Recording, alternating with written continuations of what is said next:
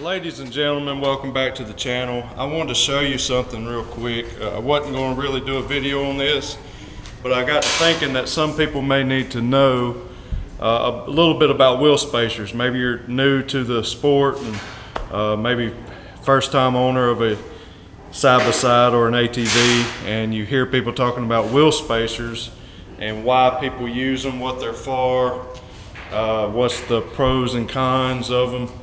But I am putting wheel spacers on the rear of the U-Force 1000 because the front with these 5+2 offset wheels, these are STI HD10 wheels, I believe, and they're 5+2 offset, 14-inch rims, 5+2 offset. It puts me at 62 inches wide from the shoulder of each tire, you know. And it lines up perfectly with the body and plastic of the front end, okay?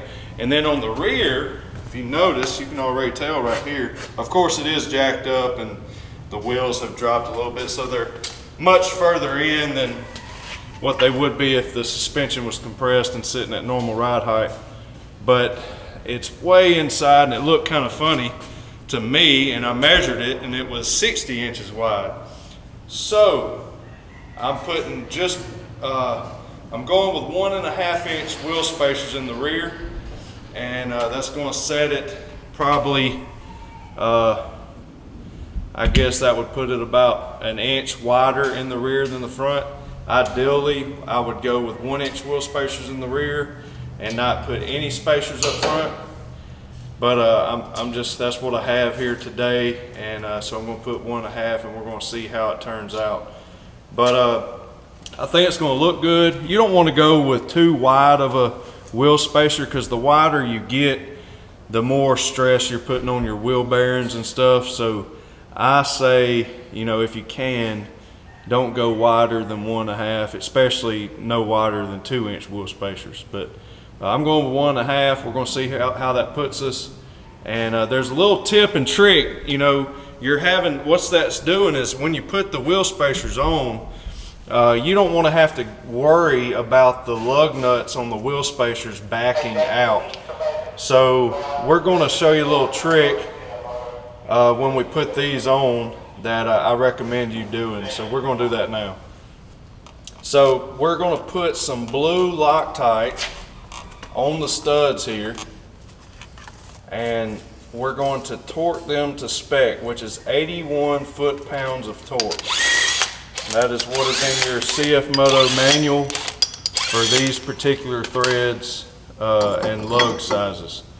So we're going to go run it up with the impact, and then we will torque them to 81 foot-pounds of torque. And the biggest thing is making sure you use that blue Loctite. Don't go to putting red, the extra strength. You do want to, if you ever have to get them off, you want them to feel to break loose. So that's why we're using the blue, okay? So we're going to run those up.